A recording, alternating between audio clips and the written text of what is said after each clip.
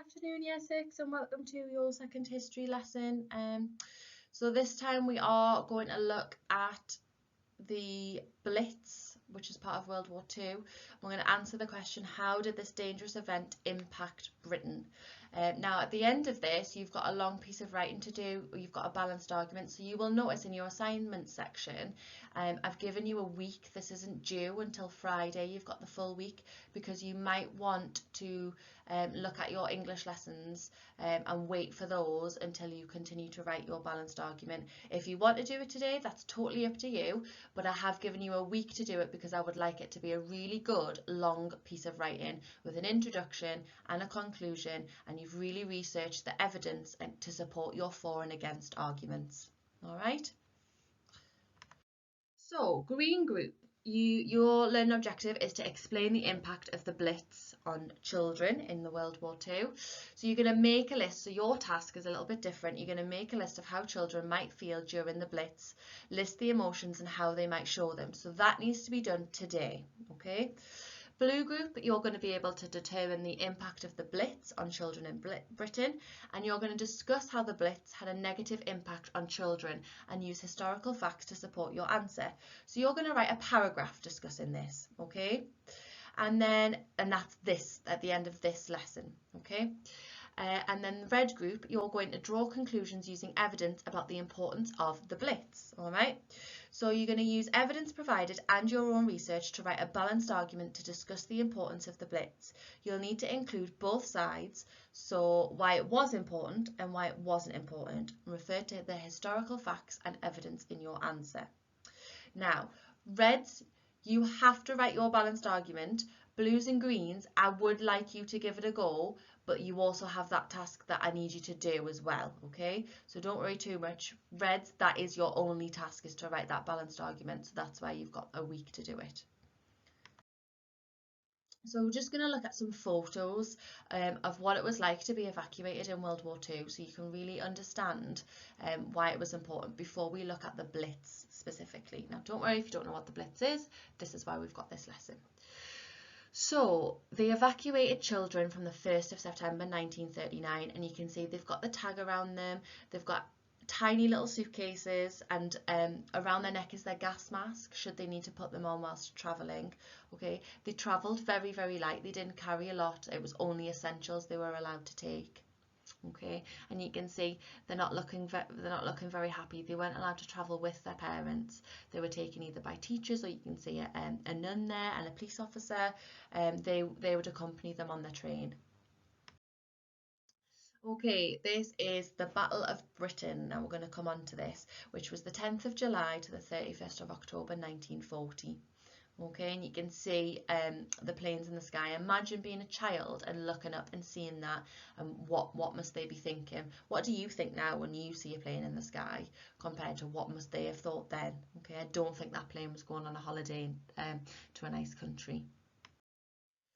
And then this is part of the Blitz, which started on the 7th of September 1940 till the 10th of May 1941. So it was pretty much almost a year. Okay, it was quite a lot, and you can see the destruction here in this photo. All right, buildings are demolished, houses, they must have cleared this for the road. Obviously this will all have been cleared, but fires will have happened during the bombs as well. It will be just devastating to watch. But you can see here there's people that are trying to go on as normal and trying to clear it up. So again, think about, well, this was a city and children were living in the city, so why was evacuation happening? What was the importance of it? What did they think it would benefit the children to leave? Why? Well, look at what's happening here. All right, imagine if you were a child in this, it would be very unlikely you would survive. Equally, if you're evacuated, you might survive and your parents might have perished in events like this. Okay, now this is something that happened in America, so Hawaii. It's very famous. There's even a film called Pearl Harbor, but you won't be old enough to watch it yet. Japan attacked Pearl Harbor. Now, as it sounds, it was a harbour with lots of ships in, and it was a very brutal attack that killed a lot of people. And you can see the bombs and the smoke they cause. So think about your gas masks, having to put them on, not being able to see, if you were taken by surprise, not having the time, and what it must feel like to have that much smoke so close to you and be inhaling it, and all the destruction as well. And then imagine being a child and witnessing that as well, someone your age, yeah, and think about, well, actually, how were they evacuated? Why was it so important?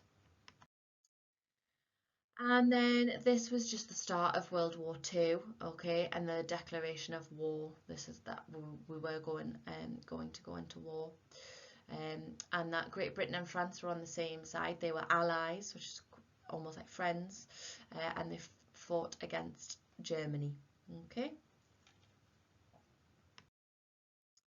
So this was your ration book. We've talked a little bit about this in school, I know, but and you'll have read it with Goodnight Mr. Tom, that bacon was a luxury. I think you got something like 1 egg a week, and this was a record of it.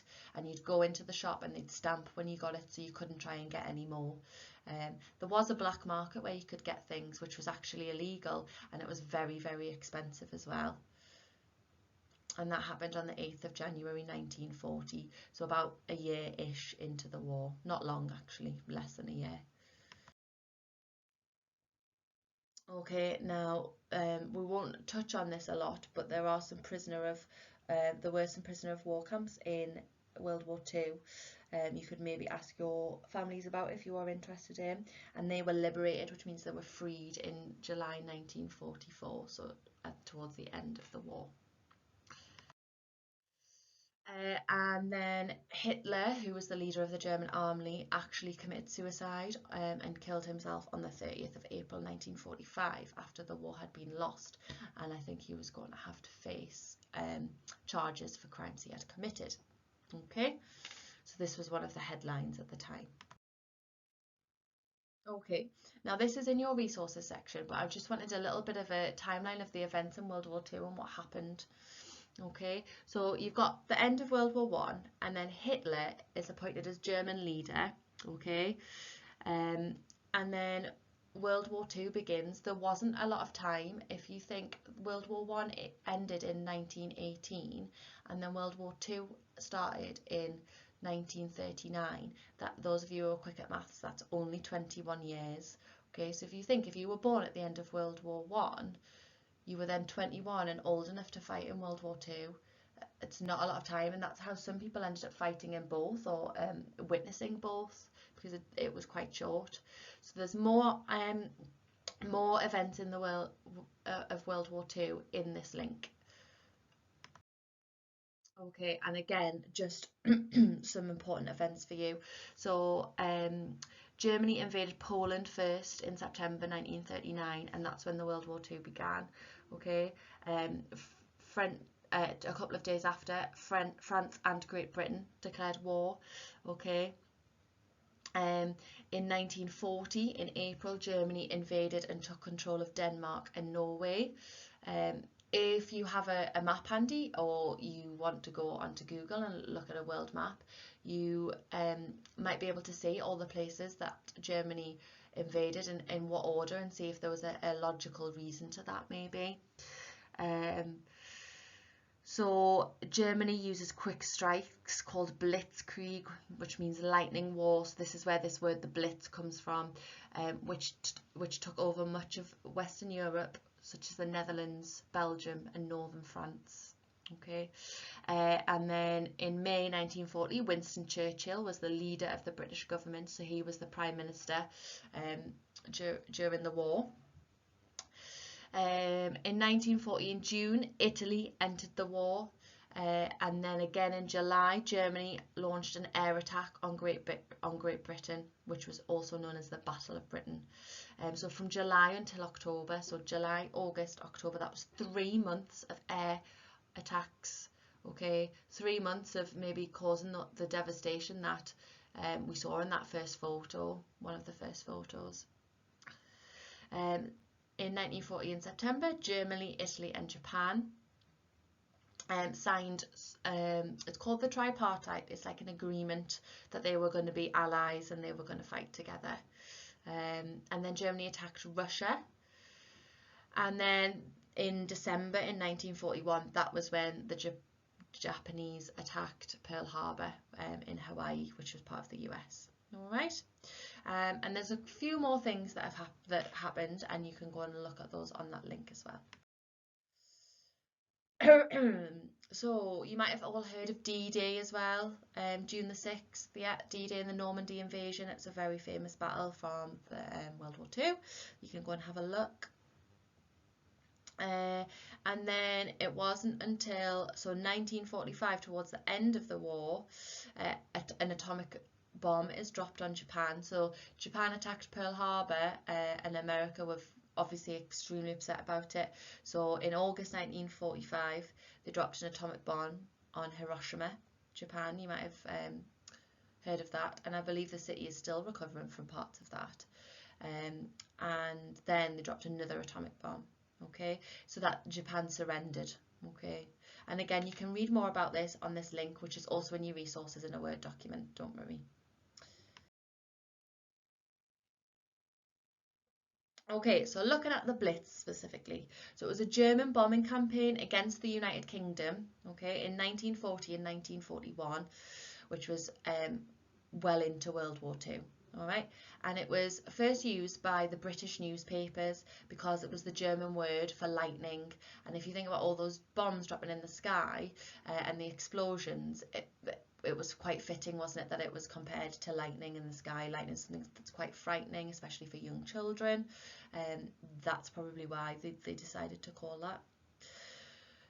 And it was bombed every day and night, bar one night, for 11 weeks. So a third of London was destroyed. Okay, it was just focused on London and the City of London. So maybe you can see now why the children are being evacuated out of the cities, especially London. It's our capital city. It will be a massive target for our enemies. Okay, it's where a lot of our economy comes from, a lot of industry work, and if they bombed us, we wouldn't be able to make any ammunition or anything if that was the place that it was happening. Okay, so 11 weeks of bombings in London with a break for one night. That was it. So air raid sirens, you can Google the sound of these if you want. If you're quite sensitive to hearing, please don't. But air raid sirens were loud sirens that warned people of a likely air raid. Now, an air raid means a potential bomb. So think about air in the sky, potential bomb. And they were almost daily. You almost had a siren daily, and you would go either underground or in an Anderson shelter, put your gas mask on and take cover. Okay, they were very loud and they were a warning, and it rose and fell a bit like our fire alarm now in school, but probably a lot louder. Okay. Not every alert meant that there was a bomb coming, and sometimes you would be alerted and no bomb would drop. They would just see a plane in the sky, maybe it was flying over to somewhere else.